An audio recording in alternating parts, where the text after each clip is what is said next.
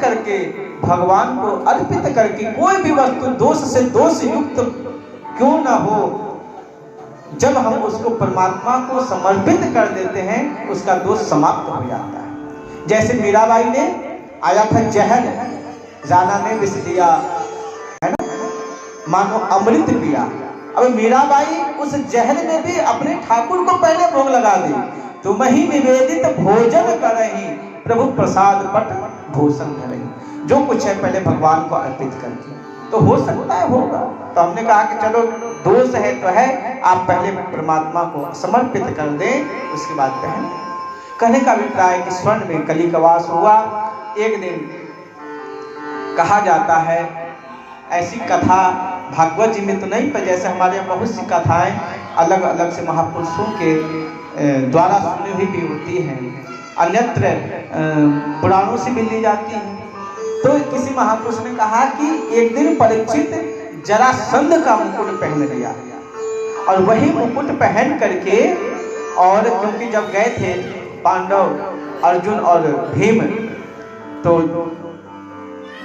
जरासंध से युद्ध किया, और उसके बदले में उसका पुत्र वो मुकुट जो है अर्जुन को समर्पित किया। तो अर्जुन लेकर के जब आए तो ऐसे खजाने में रख दिए थे, और उसको कोई पहनता नहीं था।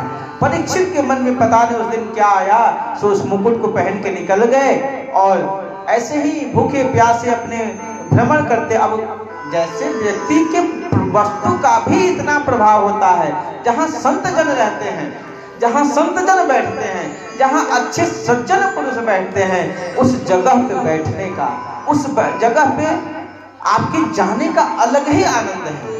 इसलिए महाराज जी का एक सूत्र था कि जिस जगह पे जाने से आपका अशांत और अतिरिक्त मन शांत हो जाए, वो समझना कोई संत के प्रभाव का फल है ना। कोई मंदिर में जाओ, किसी संत के पास जाओ, हम कैसे जानेंगे कि ये संत हैं? तो आप उनके पास बैठ जाइए, आपका अंतः मन कह करे मैं महात्मा जी के पास बैठा, मुझे बड़ी आनंद आई, मुझे बड़ा अच्छा लगा।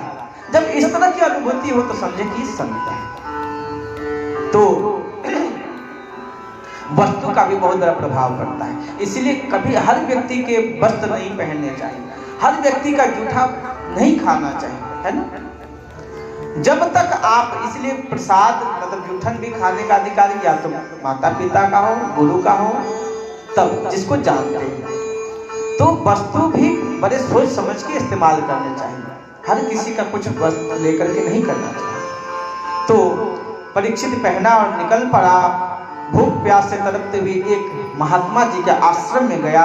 वो आश्रम था समीक मुनि का, और उन्होंने पानी की मांग की, पर महात्मा जी तो ध्यानावस्थित तद गतेन मनसा पश्यन्त यम योगिना, वो ध्यानावस्थित अवस्था में बैठे हुए थे, उनको अपने शरीर का आभास नहीं था। तो बाहर की चीजों का क्या हो सकता है जब आदमी ध्यान में बैठता है।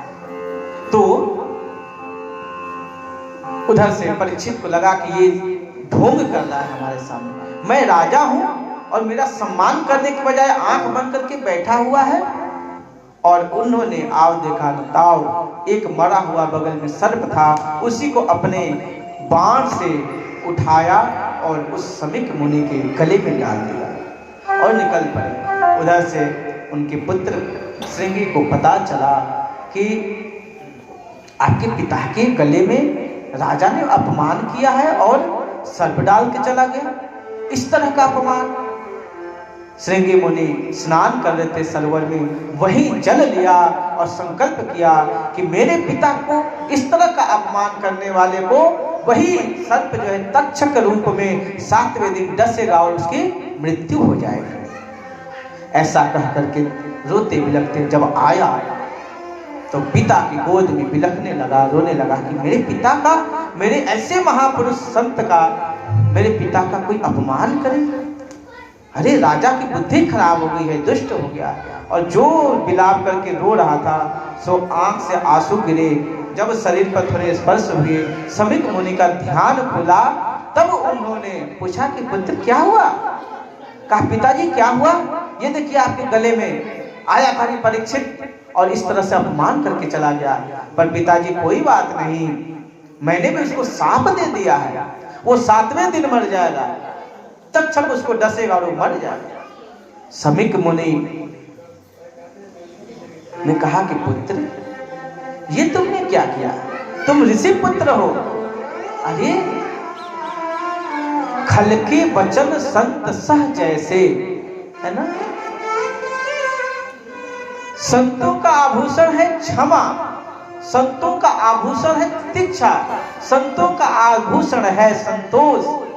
पुत्र, तुम छोटे से एक अपमान में अपने को भूल गए और शाप दे दिया। बेटा, ऐसा नहीं होता है। अरे कभी कभी परीक्षित जैसा राजा राज्य बंद करके और राज्य का संचालन करते हैं। जीव है, गलती हो जाती है। हम लोगों के भी जीवन में प्रतिदिन कुछ ऐसा होता है कि किसी से जाने अनजाने में कोई गलती हो जाती है। हम लोग उसको अपना प्रेस्टीज इशू बना करके बहुत उसके प्रति गलत सोचने लगते हैं। ऐसा नहीं होना चाहिए। चाहे जाने में करे अनजाने में करे, एक बार दो बार मौका भी देना चाहिए। चलो जाने दो, हो गई गलती। बहुत फटकारा और समझाया समीक मुनि ने। अंततोगत्वा संदेश भिजवाया परीक्षित को कि परीक्षित, श्रृंगी के द्वारा तुम शापित हो गए हो, तुमको 7 दिन में तुम्हारी मृत्यु होगी। और इस तरह का जो समाचार परीक्षित को मिला, परीक्षित पुत्र जन्मेजय को गद्दी पे बैठा के और अपने कल्याण के लिए निकल पड़े कि अरे मेरे पास 7 दिन का समय है। फिर भी देखिए, जैसे ही उन्होंने मुकुट उतारा ना, फिर संतों के प्रति जो श्रद्धा थी जग गई और सोचने लगा कि अरे संत जन, अरे मुझे तो मार देना चाहिए था, पर 7 दिन का समय दिया है और 7 दिन में तो बहुत कुछ हो सकता है। चलो कम से कम मुझे ये तो पता लगा कि मुझे 7 दिन में मरना है। तब वो शुक्रताल में गए हैं और जाकर के वहां पर बैठ करके, और जैसे ही संत महात्माओं ने सुना कि परीक्षित शुक्रताल में गए हुए हैं और अब वो वहीं पे अपने शरीर का त्याग करेंगे, तो संत से भी थे परीक्षित, तो पहुंच गए सब संत महात्मा और सबसे एक ही प्रश्न किया है, म्रियमाणस्य किम कर्तव्यम। प्रभु, मरने वाले को क्या करना चाहिए और जिसको 7 दिन में मरना हो उसे क्या करना चाहिए? और ये दोनों प्रश्न बड़े उत्तम हैं। भाई, हम लोग भी तो मरने वाले हैं ना, हम भी तो मरण धर्म प्राणी हैं। हमने जन्म लिया तो हमारा भी मृत्यु निश्चित है। हाँ, उनका 7 दिन में था, हमें पता नहीं कि 7 घंटे का है कि 7 मिनट का है कि 7 वर्ष का है कि 70 वर्ष का है, ये मुझे पता नहीं है। अब सब महात्मा, कोई कहे कि चलो हनुमान चालीसा का 108 बार पाठ करो, कोई कहे सुंदर कांड पढ़ो, कोई कहे कि यज्ञ करो, पर परीक्षित कहे कि नहीं, इससे नहीं हो सकता है।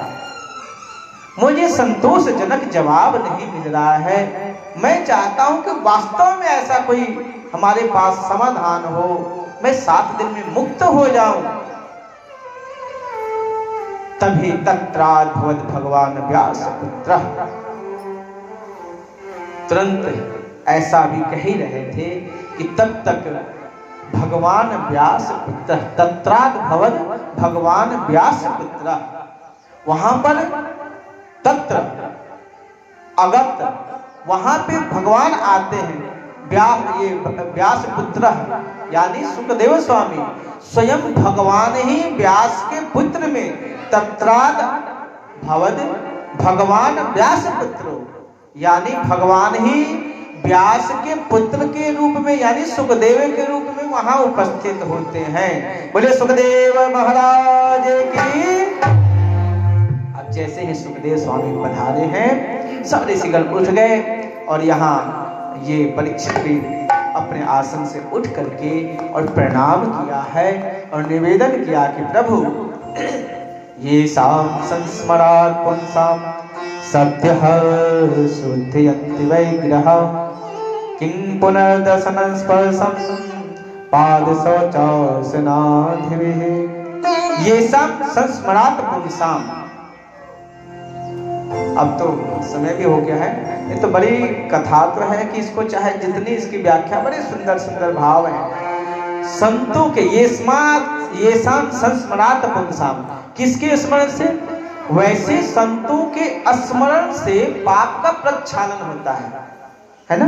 तो परीक्षित कहते हैं कि प्रभु आप जैसे संत का स्मरण करने मात्र से पाप नष्ट हो जाता है, और आप जैसे संत अगर आ गए तो प्रभु कहना ही क्या है, धन्य है। और आप जैसे संतों का पद प्रक्षालन, यानी इसीलिए संतजन जब जाएं घर में तो उनके पैरों का, हमारे यहाँ तो परंपरा है, कोई भी संत महात्मा गुरुजन जाते हैं ना, सबसे पहले उनके पैर धोए जाते हैं और संतों के चरण को धो करके उस चरण को घर में छींटते हैं, है ना।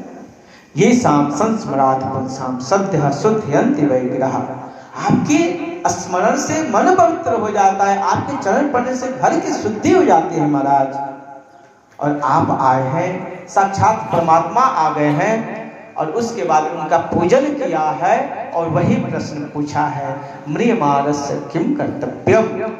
तब श्री व्यास जी सुखदेव स्वामी ने प्रसन्न हुआ और कहा कि वर्याते प्रश्न कृतो लोकहितो नृपः। परीक्षित, तुमने बड़ा ही सुंदर प्रश्न किया है, और इस प्रश्न में लोकहित समाहित है, केवल अपने लिए नहीं, लोग के लिए। क्योंकि मैंने पहले कहा ना कि हम सब मरण धर्म प्राणी, हम सबको मरना है, जाना सबको है, तो भाई हम लोग भी करना क्या चाहिए। तब उन्होंने कहा संत जो है ना युक्ति से मुक्ति देते हैं। कहा कि सबसे पहले तुम अपने आसन को जीतो, जितासनो जित श्वासो जित संगो जितेन्द्रियः। कहा कि परीक्षित, सबसे पहले तो तुम श्रोतव्य कीर्तितव्यश्च, परमात्मा की कीर्ति को, उनकी महिमा को खूब सुनो। और जब सुनोगे भगवान की महिमा को, भगवान की कीर्तन को, भगवान की कथा को, तो भगवान से प्यार होगा, प्रेम होगा। अब आप लोग यहाँ बैठी हैं, घर बच्चा परिवार छोड़ के यहाँ 4 घंटा से बैठे हैं, चलो कथा में जा रहा हूँ। यहाँ आने के बाद लगता है कि बस कथा है, अरे बड़ा सुंदर कथा, बहुत अच्छा लग रहा है। अब अभी आपकी घर की विस्मृति है, घर में क्या हो रहा है नहीं जाता मन, नहीं कथा सुन रहे हैं, और अभी कथा से उठते ही घर की स्मृति होती है। तो व्यक्ति जब जहाँ जिसमें जिसका जहाँ लगन ये मन जाता है, चित्त भी उधर ही जाता है। धन जहाँ जाएगा वहाँ मन जाएगा, ये तो पद्धति है। इसलिए महापुरुषों ने कहा कि जो धन है वो रोटी का टुकड़ा है, और मन क्या है, कुत्ता है। तो रोटी का टुकड़ा जहाँ फेंकेंगे वहीं कुत्ता जाएगा। उसी तरह से जीवन के हमारी सारी कमाई तो घर परिवार में लगी होती है, तो मन भी घर परिवार में जाता है। तो इसीलिए घर परिवार में रहते हुए भी, सारी कमाई करते हुए भी कुछ दान, अपने धन का दान करना चाहिए, अपने शरीर का कुछ जो है वो सेवा के द्वारा पवित्र करना चाहिए, कुछ भजन के द्वारा मन को पवित्र करना चाहिए। तो कहा कि सबसे पहले परमात्मा की कीर्ति को सुनो, कीर्ति ये श्रोतव्य कीर्तितव्यश्च असमर्थस्य चितात् भयम्, असमर्थस्य चितात् भयम्। और जब भगवान की कीर्ति को सुनोगे तो भगवान से प्रेम होगा, और उसके बाद धीरे धीरे जब प्रेम होगा तो तुम बैठना शुरू करो, आसन। अब ये अष्टांग योग का बड़ा सुंदर यहाँ पे वर्णन है। जितासन, पहले आसन, हमारे यहाँ है ना अष्टांग योग में कि पहले यम नियम आसन है ना, प्राणायाम प्रत्याहार धारणा ध्यान तब समाधि, ये योग के 8 अंग हैं। सबसे पहले बैठना चाहिए। तो कहा कि परीक्षित बैठना सीखो, अपने आसन पर मजबूत करो। बहुत से लोग कहते हैं कि महाराज जी बैठते हैं तो मन ही नहीं लगता है। तो मन जाने तो जाए दे बांध के राख शरीर। जब आप बैठना शुरू कर देंगी, आप थोड़े देर परमात्मा का, अपने गुरुदेव का स्मरण करेंगे, तो याद करते करते 1 दिन जाएगा, 2 दिन जाएगा, और जाएगा मन, फिर जाएगा कहाँ, आपके मन का घर तो आपका शरीर ही है ना मन का, तो फिर अपने घर में ही आएगा। दिन भर चाहे चिड़िया जहाँ रहे, रात्रि को अपने घोंसला में जाएगा, तो घूम फिर के आपके शरीर में ही आना है। तो आएगा तो धीरे धीरे अपने आसन पर तुम नियंत्रण करो, अपने श्वास पर नियंत्रण करो, अपने इंद्रियों पर देखना, इंद्रियों के न घोड़े भगे। इस तरह से तुम इंद्रियों को अपने वश में रखो। इसकी भी प्रक्रिया है, समय कम है। और उसके बाद फिर ध्यान की सबसे सुंदर प्रक्रिया बताई है, ये हम सब के लिए। सिया राम में सब जग जाने, करऊं प्रणाम जोरी जुग पाने।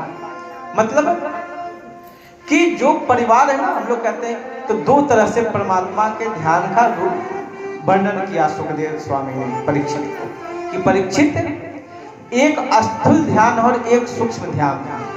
स्थूल ध्यान किसको कहते हैं? ये जो सारा जगत है ना, ये परमात्मा का है, और ये परमात्मा का सारा सृष्टि है, इसलिए परमात्मा ही है। तो हम लोग कहते हैं कि नमः अस्तवनन अनंताय, यानी नमस्तनंताय सहस्त्रमूर्तये। तो जितने भी संसार में प्राणी हैं, सबको आप समझिए कि परमात्मा का ही रूप है। तो परीक्षित, आज से तुम जितने भी प्राणी हैं, सब में अपने इष्ट को देखो, अपने परमात्मा को देखो। ये स्थूल ध्यान हुआ। और सूक्ष्म ध्यान में तुम अपने इष्ट, अपने गुरु या अपने भगवान को देखो। यानी बाहरी जहां जा रही है आपकी दृष्टि, सब में परमात्मा का रूप देखो। उसी को गोस्वामी बाबा ने कहा कि सिया राम में सब जग जाने, यानी जितने भी लोग हैं सब मेरे सिया राम के रूप हैं। और करूं प्रणाम जोरी जुग पान, मैं सबको प्रणाम करता हूं, क्योंकि ये सब तो सिया राम ही बैठे हैं, ये सब तो राधे श्याम ही बैठे हैं। इस तरह से ध्यान की प्रक्रिया बताई है। उसके बाद कहा कि परीक्षित, मरने वाले को भगवान की कथा, और वैसे तो सबके लिए, क्योंकि अगर परीक्षित के जीवन में 7 दिन है तो हमारे भी जीवन में 7 ही दिन है। रवि सोम मंगल बुध शुक्र शनि, ये 7 दिन ही तो है। बुध बृहस्पति शुक्र और शनि, इतवार सोमवार मंगल बुध गुरुवार शुक्रवार और शनिवार, ये 7 दिन में भी हम लोगों ने भी जाना है। तो अब हमें करना क्या चाहिए? म्रियमाण किम कर्तव्यम। अगर आप सोचते हैं कि बहुत बड़ा दानी हो जाए, बहुत बड़ा ज्ञानी हो जाए और मेरा कल्याण हो जाए, तो सुख स्वामी ने कहा कि ना, तपस्विनो दान परायसस्विनो मनस्विनो मंत्रविद सुमंगला क्षेमं न विन्दन्ति विना यदर्पणं तस्मै सुभद्र सर्वसे नमो नमः। कहा कोई व्यक्ति चाहे दान, खूब दान देने वाला हो, दान परा तपस्विनो दान परा यशस्विनो। कोई सोचे कि मैं बहुत तप कर लिया और उस तप में प्रभु की स्मृति ना हो। हमारे यहाँ हठ योग भी है, मैं तो बिना बोले रहता हूँ, मैं बिना खाए रहता हूँ। वैसे लोग भी अगर प्रभु से उनका अलग होकर के कुछ हो रहा है, वो फिर भक्ति नहीं है। प्रभु को समाहित करके वो ध्यान, आपकी पूजा, आप घर में रहते हैं, आपके घर के हर एक क्रिया पूजा हो सकती है। कब? जब आप घर में भोजन बनाती हैं, उस भोजन को बनाइए और पहले ठाकुर को भोग लगा लीजिए, हो गया प्रसाद। आपके घर में परिवार है, बाल बच्चे हैं, पति पत्नी जो भी हैं, घर के सदस्य, सबकी सेवा करिए और यह सोच कर करके कि ये सब हमारे ठाकुर के ही रूप हैं, ये सब हमारे ठाकुर के ही द्वारा दिया गया, ये जिम्मेदारी है मेरी, ये उनके ठाकुर ने मेरी जिम्मेदारी दी कि इनको तुम बनाओ खिलाओ, इनका पालन पोषण, जिसको जो जिसकी जो सेवा है, वो परमात्मा का रूप समझ करके जब उस घर में भी हर एक सदस्य में अपने ठाकुर का सदस्य समझेगा, उनका भक्त समझेगा, तो वो आपकी पूजा हो गई। आप घर से यहाँ आते हैं चल करके कि मैं सत्संग में जा रहा हूँ, मैं कथा में जा रहा हूँ, ये आपकी पूजा हो गई, है ना। पूजा का कोई और रूप नहीं होता है, केवल अगरबत्ती दीपक दिखाना, ये तो बाह्य पूजा है। वास्तव में आपका मन भगवान के चरणों में समर्पित हो जाए, आपका मन भगवान के चरणों में लग जाए, ये पूजा है। और वो चाहे जो भी क्रिया हो, इसलिए आप हम सब का चित्त गोविंद में लगे तो फिर हर एक कार्य भी पूजा हो जाएगी। क्योंकि परीक्षित बिले बतोरुते क्रम विक्रमानय न सिरवतः करपुटे नरस्यः। कहा कि अगर व्यक्ति अपने कानों से भगवान के गुण को न सुने, उनकी कथा को न सुने, तो समझिए कि सांप जैसे बिल में रहता है ना, वो बिल के समान है, सर्प के बिल के समान। और यदि जिह्वा भगवान के नाम नहीं लेती है तो मेढक के समान है। आंख जो है वो भगवान के दर्शन न करे तो समझो कि मोर के पंख में भी आंख बना होता है ना, बस समझो कि वो पंख के समान है। यानी प्रभु नहीं है तो कुछ भी नहीं है, है ना। भजन श्याम सुंदर का करते रहोगे, करते रहोगे तो संसार सागर से तरते रहोगे।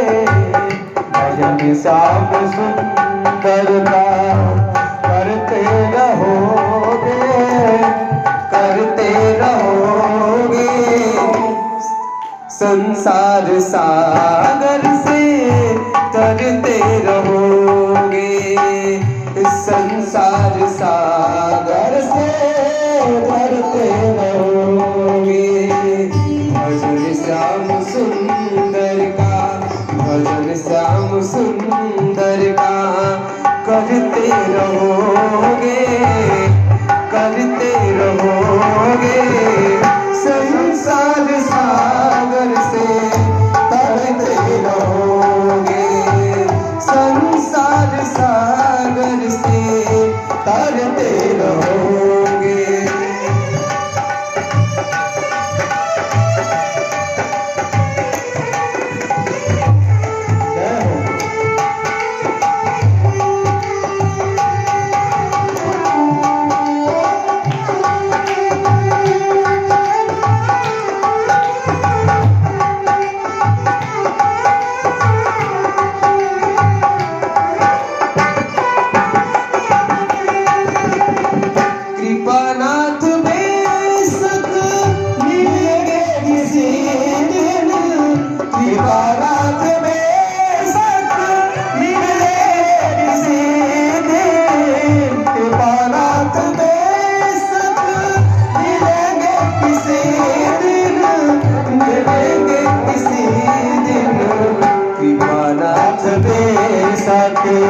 मिलेंगे किसी दिन, कृपानाथ बेशक मिलेंगे किसी दिन। जो सत्संग पथ से गुजरते रहोगे, जो सत्संग पथ से गुजरते रहोगे। भजन श्याम सुंदर का, इसलिए भजन करना चाहिए। ये जो कथा है ना, प्रारंभ में भागवत के 2 दिन तो केवल और केवल भगवान की भक्ति और भक्ति में भी ज्ञान और वैराग्य का निरूपण किया है। अब कल जो है कथा ठाकुर के जन्मोत्सव की है, यानी उससे कल हम लोग ठाकुर का जन्मोत्सव मनाएंगे। इसमें हम लोग कल सुनेंगे सूर्यवंश चंद्रवंश की कथा और ध्रुव जी के चरित्र को। पर हम तो चाहते हैं आप लोग समय से आए तो इसका लाभ ज़्यादा मिले, नहीं तो फिर आदमी ऐसे स्पर्श करके निकल जाएगा। तो आप लोग कल 2 बजे जरूर आइए और संध्या काल में हम लोग ठाकुर जी का जन्मोत्सव मनाएंगे और धूमधाम से खूब नाचेंगे, बहन जी गुब्बारा वगैरह सिलवा देंगे और कल कान्हा का दर्शन भी करेंगे। तो आप लोग 2 बजे से कथा का समय है। अब 1-1.5 घंटे में कथा तो 4 घंटा जब कंटिन्यू होती है ना, तब जाके कुछ बात और प्रसंग समझ में आती है। मैंने कहा ना कि कथा का विश्राम स्थल है, पर अब कितना शॉर्ट में सुनाया जाए। फिर तो ऐसे जैसे तैसे कुछ सुना के जाता है, बाबा जी पता नहीं क्या सुना के गए। तो मैं चाहता हूँ कि चाहे जितना आप लोग सुने, पर बात आपको समझ में आए और इसका अधिक लाभ लेना है तो समय से आए। 2 बजे आइए। तो कल हम लोग ध्रुवचरित्र आदि और उसके बाद सूर्यवंश की कथा और जिस चंद्रवंश में हमारे ठाकुर आए हैं उस चंद्रवंश की कथा को सुनेंगे और ठाकुर के जन्मोत्सव को भी मनाएंगे। तो आइए एक भजन विवेक शास्त्री जी से। गुरुदेव भगवान की जय, जुगल जोड़ी सरकार की जय। मुरलिया वाले सावरिया प्यारे रे, ओ मुरलिया वाले रे सावरिया प्यारे रे। सभी लोग खड़े हो जाए एक बारी। तो बैठे बैठे माताओं के पैर दर्द भी हो रहे हैं और कुछ तो जब तक भजन में ठुमका न लगे, आनंद न आए तो फिर भजन का मजा क्या है। इसलिए सब लोग प्यार से खड़े होके जो यहाँ वहीं पे आज ना रिहर्सल कर लेते हैं थोड़ा सा। और कल ठाकुर जी का जन्मोत्सव मनाना है ना, तो कल ये कोई नहीं कहेगा कि मुझे नाचने नहीं आता है, कल कोई बहाना नहीं चलेगा। सभी लोग मुरलिया वाले रे, मुरलिया वाले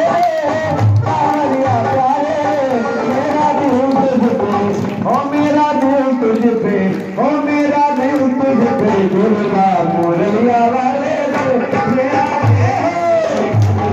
मुरलिया वाले मेरा दिल तुझ पे दुर्गा मुरलिया वाले मेरा मुरलिया वाले सावरिया वाले मुरलिया वाले सावरिया वाले मेरा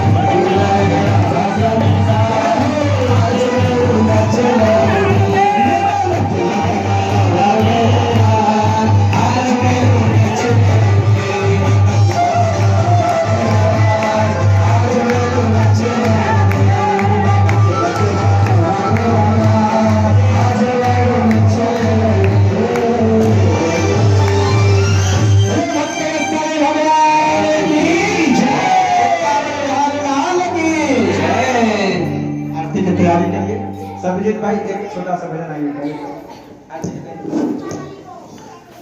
आ जाओ आ जाओ। आरती होगी और कल आप लोग से निवेदन है समय से आएंगे तो 2 लाइन का कोई छोटा सा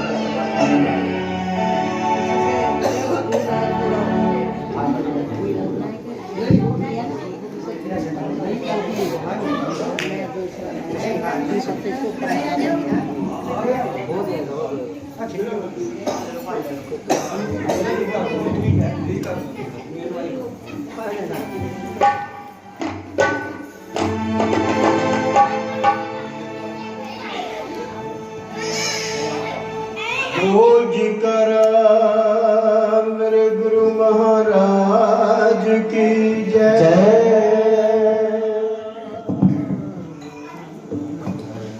ऐसा राग सुना बिरगिया, ऐसा राग सुना, ऐसा राग सुना बिरगिया, ऐसा राग सुना, ऐसा राग सुना बिरगिया, ऐसा राग सुना, ऐसा राग सुना बिरगिया, ऐसा राग सुना। जिसनु सुन के तुर पवे मन सतगुर वाले राग बिरगिया,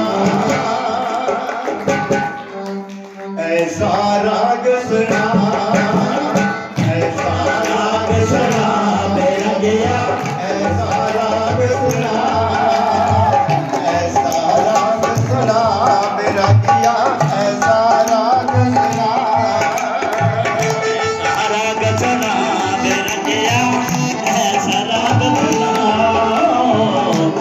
ऐसा राग सुना बिरगिया, ऐसा राग सुना। मुरली बजदी हो,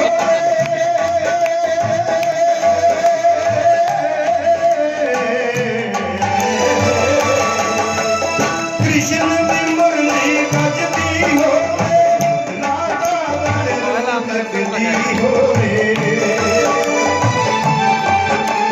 कृष्ण की मुरली बजदी हो रे, राधा वाले लगदी हो रे। सदा में जहे गरीब नु जदियो लेंदा गल नरदा, ऐसा राग सुना बिरगिया, ऐसा राग सुना, राग सुना बिरगिया, ऐसा राग सुना।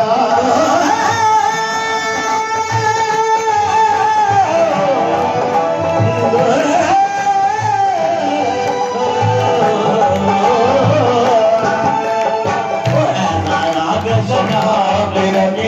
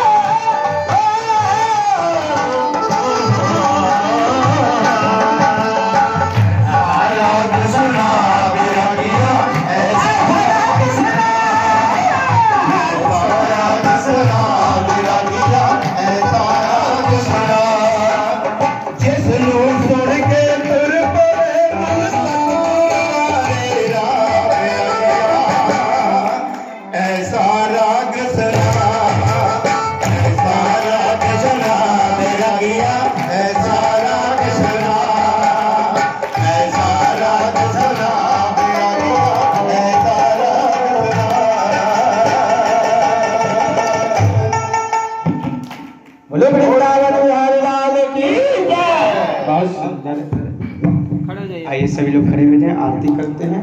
कल ठाकुर के जन्मोत्सव पे आप सभी लोगों से आग्रह है, जितने लोग आए हैं सभी लोग 2-2 लोगों को और लेके आना है।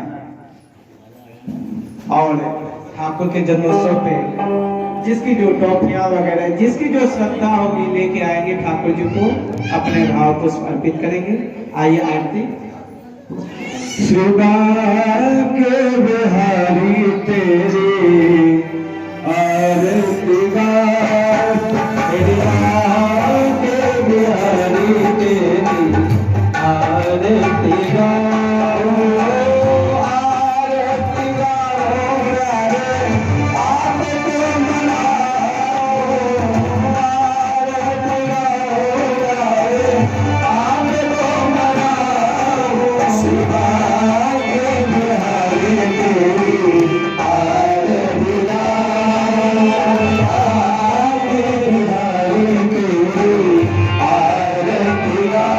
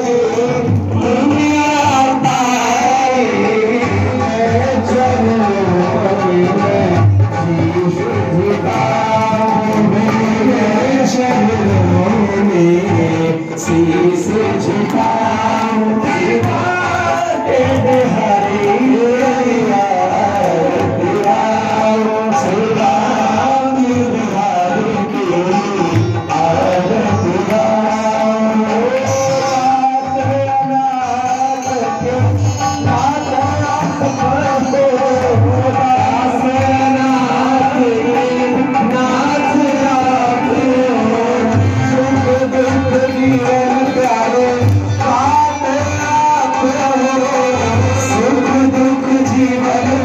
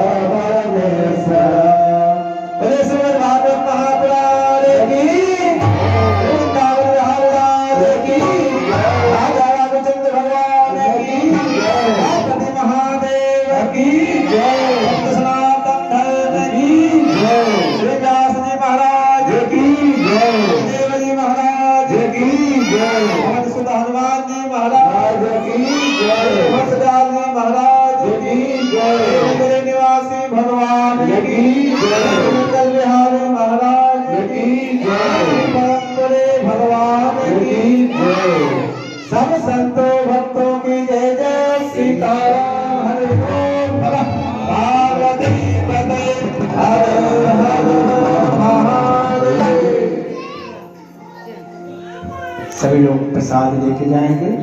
और कल जैसा कि आप सबको एक बार पुनः सूचित कर दूं कि कल हम लोग ठाकुर का जन्मोत्सव मनाएंगे। हो सके तो आप सब लोग माताएं बहनें पीले पीले वस्त्र पहन के आए, अच्छा लगता है। तो कल पीला पीला सा वस्त्र, और कल हम लोग ठाकुर जी की जन्मोत्सव में नाचेंगे, गाएंगे, उत्सव मनाएंगे। और यह हमारा जो स्नान